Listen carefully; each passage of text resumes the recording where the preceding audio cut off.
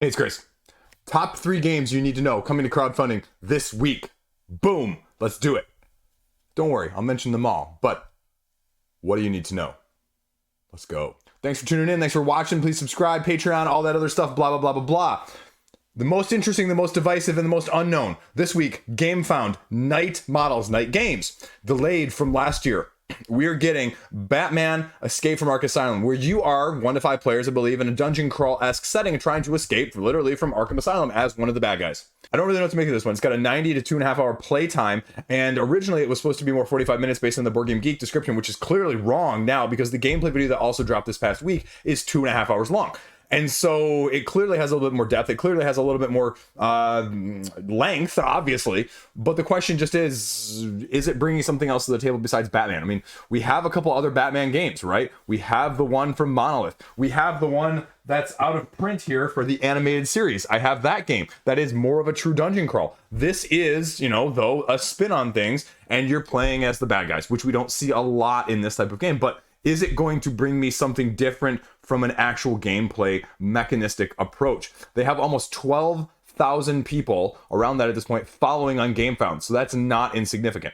Even when we pull up the page here, you can see free Bane if you're subscribed and following beforehand, but there's nothing else on the actual page. So we haven't had a rule book, but we've had, again, like I mentioned here, a ton of updates. This is developer diary. I was wrong. This is 19. And there's going to be more. There's going to be a whole bunch of bad guys, and they go through them, and they colored them all, and you can see a little bit of what the plans are and how the card mechanism. So they give you a little bit of a breakdown, but I still don't have a good encompassing feel, and I think this is one that's really going to need the rule book. But this is the one that I could see myself going either way on. But because Night Models really didn't impress with the first time around with the Harry Potter miniature game, this one's going to have to go above and beyond, especially if the price point is anything like the other Harry Potter Quidditch game that they put out, I believe, which was like $100, $150 easily. Especially, I'm going to guess that there's not going to be all of the people you want included in the base game, so that's going to drive up the cost point as well. Now, that's game number 1. Game number 2 shouldn't surprise no one. I've already talked about it on the channel. It's Zoo Vadis from Bitewing Games. It's also going to be launched with Gussy Gorilla. If you're not familiar with Zoo Vadis, it's a remake, a retheme of Quae Vadis, original Knizia game that came out years and years ago, which is now sort of a press your luck movement style negotiation game for 3 to 7 players, and you're animals and you have asymmetric powers, and you can only use the powers on other people. So that's where the give and the take is going to go, because you have these powers that are going to allow you to traverse up the board to the very top, and you only score victory points if you have a character at the end game scoring condition. But if all those spots fill and you don't have one up there, it doesn't matter how many victory points you actually have, you just don't score at all. And it's really good. It's really good. You should be really on the radar for this one. Solid. If you don't have a negotiation game like this, I highly recommend you check it out, especially if you have the probably 4 to 5 player group count that plays consistently. I would give this one a heavy thumbs up. Gussy Gorillas, my review will be coming out around the time of the launch of the campaign. This is sort of a different take of a card game where instead of looking at your own cards and trying to create sets in the highest number of collection that you can with, seeing what you got, you can't see what you got. You see what other people got, and there's going to be special cards, there's going to be sets, and if you have sets, they cancel each other out. So reminds me of Lanterns, sort of in a different way, if you will. And so it's going to be very interesting to see how that one entails and what the price points are for both of these games. Zoo Vadis is definitely deluxe. Gussy Gorillas is on the opposite side of things. It's a pure card game, so it's going to have a little bit of everyone, and I'm guessing that you're going to bundle them together, you're going to save a little bit as well from that aspect. So that's clearly number 2. I can make the argument that for me personally, Zoo Vadis is probably number 1 this week, pure and simple, just from that aspect of things. Number 3 is going to surprise you. It's not going to be something that you've probably heard about. It's not going to be something that's probably even on your radar, but I think this has sleeper hit of the week written all over it, and that's Roll for the Great Ones, a roll and write game, a cooperative Cthulhu based roll and write. Hear me out, right? Because if it's anything like the other standout roll and writes that we've seen in the last couple of years, I mean, you could be talking well affordable price point, a cooperative roll and write, which we don't see a lot of. And you know what? I can deal with Cthulhu. I know people always say, overused. Cthulhu roll and write, though? Cthulhu roll and write, folks. Yeah, right?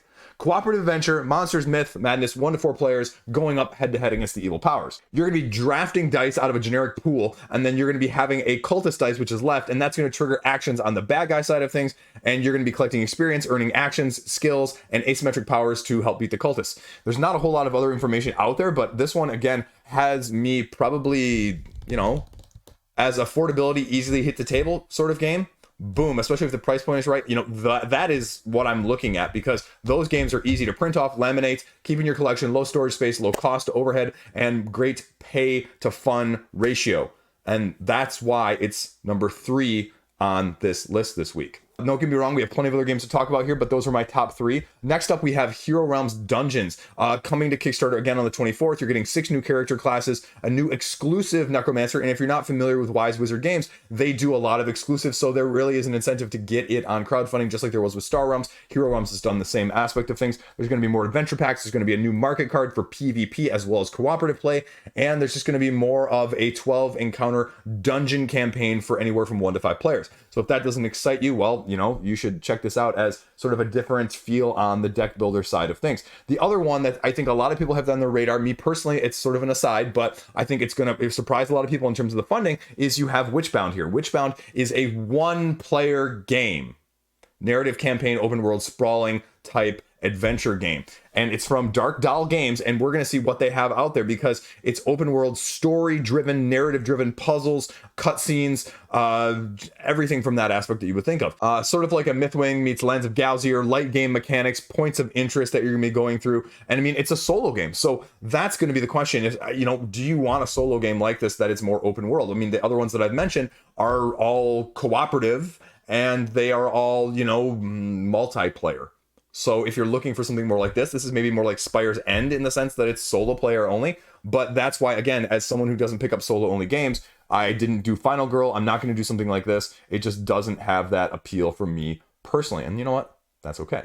3 more here. We'll get into them very quickly. We have a reprint of Perdition's Mouth, Abyssal Rift. I'm assuming there's going to be something new to go along with that, and there's going to be a reprint. And the initial comment on the reprint was there's only be like 100 copies. And so the question is 100 copies total, 100 copies of backstock, 100 copies plus a new little edition of something extra. I have no idea. An edition of Perdition's Mouth, Abyssal Rift was originally in 2016. And so we're going to see from a dungeon crawl with Rondel, as well as minimal luck and high deep strategy, with a campaign of 6 increasingly challenging scenarios. That's what it's going to be bringing to us. I'm assuming this is going to be maybe like a 2.0 edition, but there's not a whole lot of information from that aspect of just what else is going to be there. The other one we have also launching this coming week is Deep Shelf. This one is a relaunch from the end of 2023, your underwater worker placement style of game with some pick up and deliver variable tech trees, as well as deep sea exploration, exploitation, and development as you're trying to basically gather resources from the bottom of the shelf of the ocean. But if you deplete them too quickly, then it's going to cause a game over or the game to end very soon. And so you have to manage and balance how you're going to fracking do it.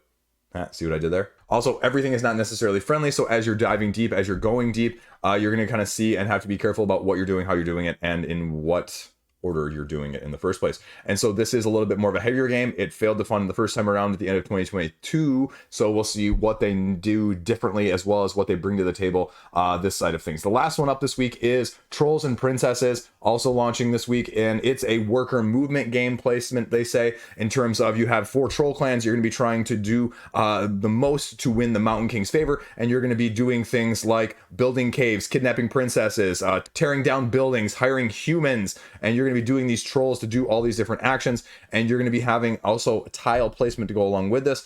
And so we're just going to kind of see. I have no clue what this is going to come and bring and look like from Game Brewer. Their last couple have been up and down. I think the last one I remember was the abstract game that came out last year that was a little bit disappointing for me. I think that was Amygdala, right?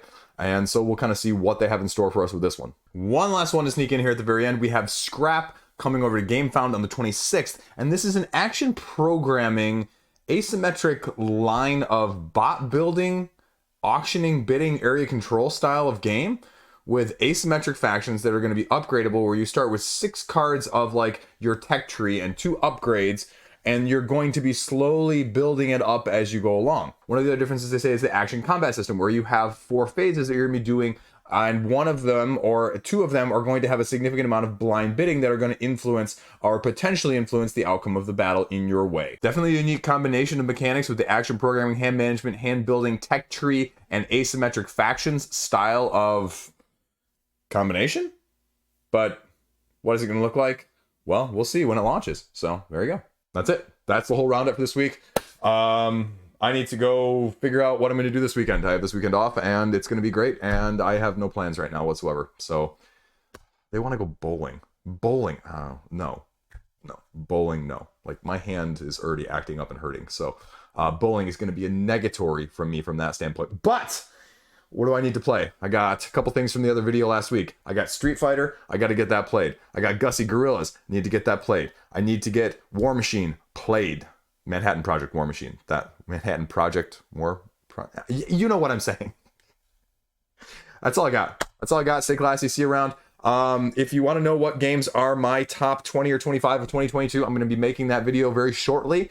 That list, though, the whole list, I'm going to present to my Patreon backers, and so they can see and they can guess and they can make predictions. Because there's also going to be a giveaway at 7,000 subscribers. So if you're tuned in, great. If you're not, well, you might want to get there and see what else I got in store. Because I had a couple other surprises of January. Not surprises of January. We're looking back. January 2021 and January 2022. We finally get to do 2 years. 2 separate videos, but 2 years. It's going to be a great time. Also, let me know, did you like the retail video from earlier in this week? I like doing that. I like talking about retail as well as crowdfunding. So let me know if you want to see more of that. Stay classy. See you around. Thanks for watching. Peace!